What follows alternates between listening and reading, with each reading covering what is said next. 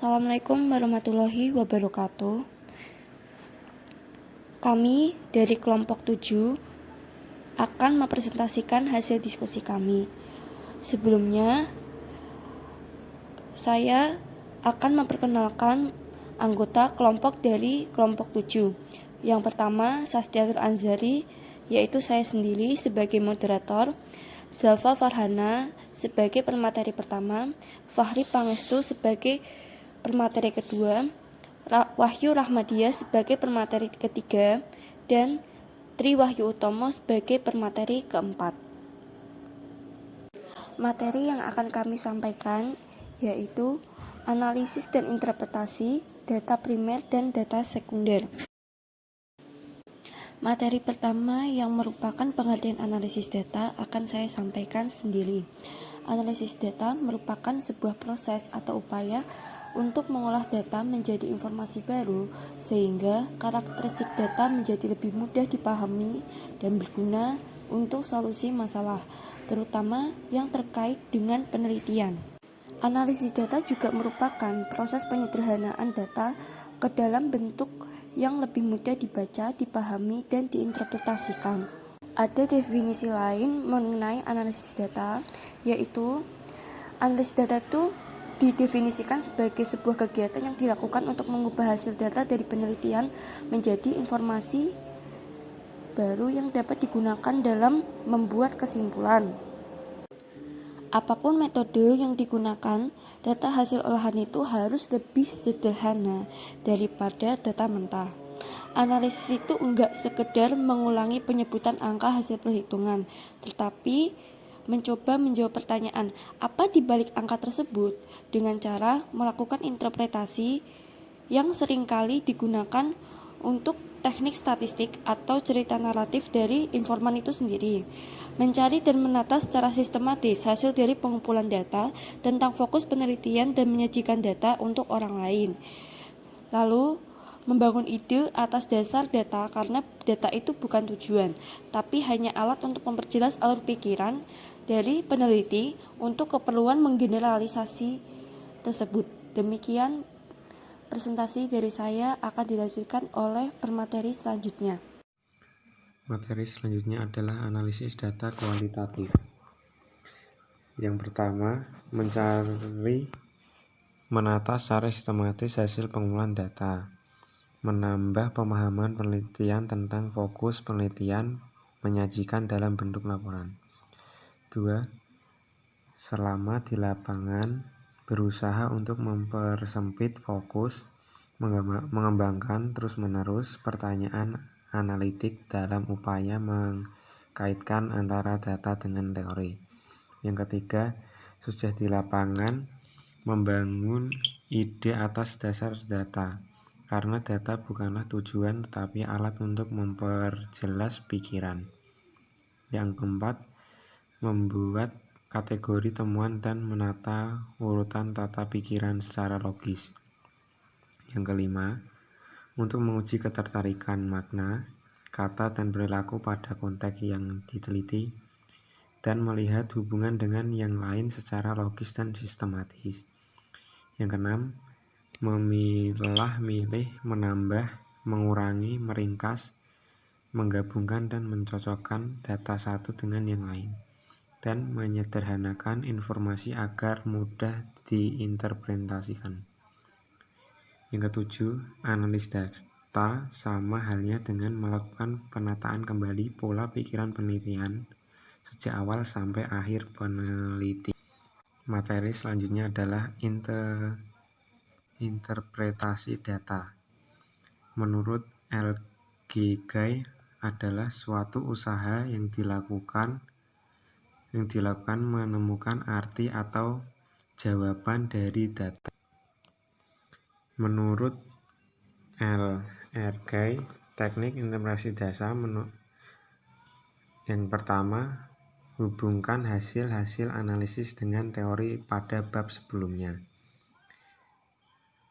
Yang kedua, hubungkan atau tinjauan dari teori yang relevan dan permasalahan yang dihadapi. Yang ketiga, Perluaslah hasil analisis dengan mengajukan pertanyaan berkenaan dengan hubungan, perbedaan antara hasil analisis, penyebab, implikasi dari hasil analisis sebelumnya.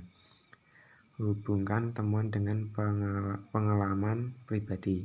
Yang kelima, berilah pandangan kritis dari hasil analisis yang dilakukan. Materi selanjutnya adalah data primer. Menurut Hasan, data primer ialah data yang diperoleh atau dikumpulkan langsung di lapangan oleh orang yang melakukan penelitian atau yang bersangkutan yang memerlukannya.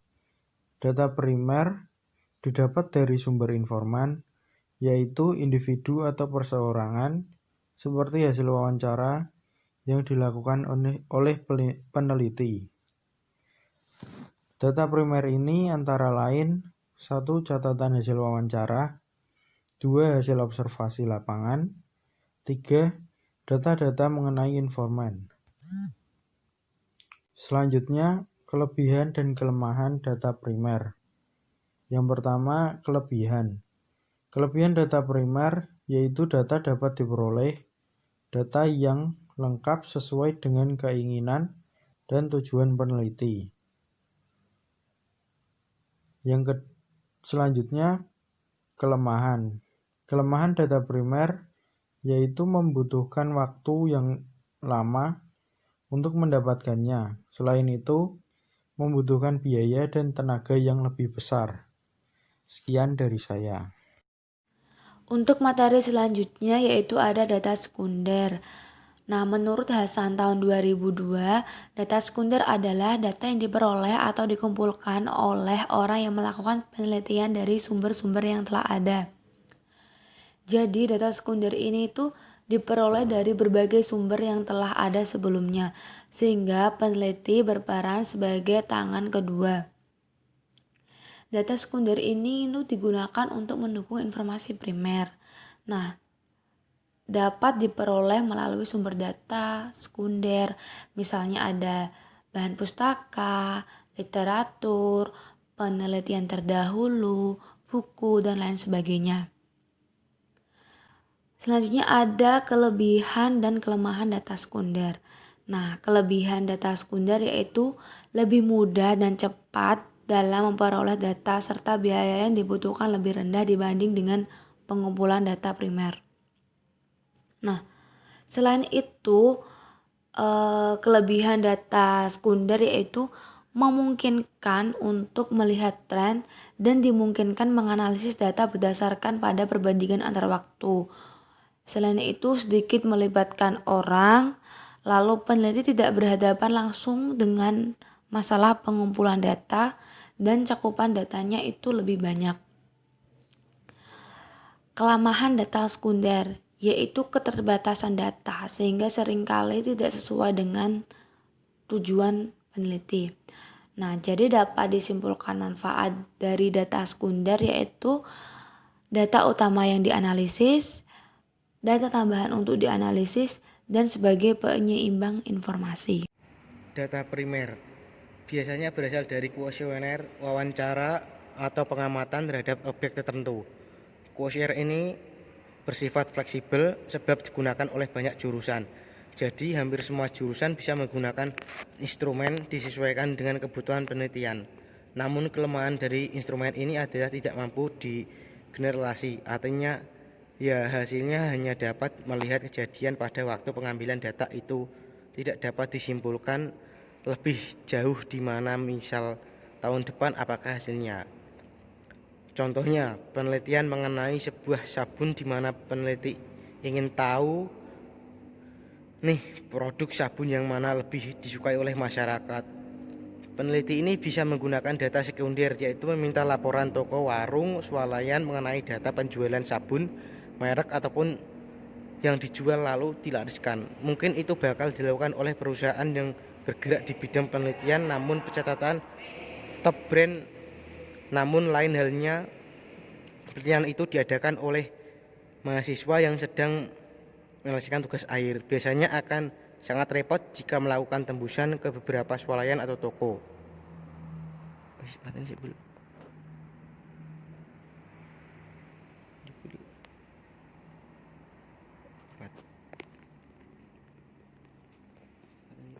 Lain halnya dengan data sekunder. Dengan penelitian pencatatan laboratorium, misalnya pengaruh penggunaan obat nyamuk terhadap daya hidup nyamuk, tentu saja penggunaan obat nyamuk dengan dosis tertentu akan berpengaruh terhadap daya hidup nyamuk. Semakin tinggi dosis yang ada pada obat nyamuk tersebut, maka nyamuk yang hidup pun akan semakin berkurang. Bagaimana dengan keuangan? Data keuangan ini bersifat di mana terkadang hasilnya tidak sesuai dengan teori. Contohnya, ukuran perusahaan berpengaruh terhadap manajemen laba. Secara teori, jika perusahaan yang ukurannya dalam skala besar, maka laba yang diperoleh pun banyak, manajemen pun yang semakin baik. Namun halnya belum tentu, sebab perusahaan besar pun bagaimana kemampuan perusahaan dalam mengembalikan hutang tiap tahun, bagaimana investor saham, dan masih banyak lagi urusan perusahaan yang harus dipikirkan sehingga terkadang hasil yang diperoleh tidak sesuai dengan teori.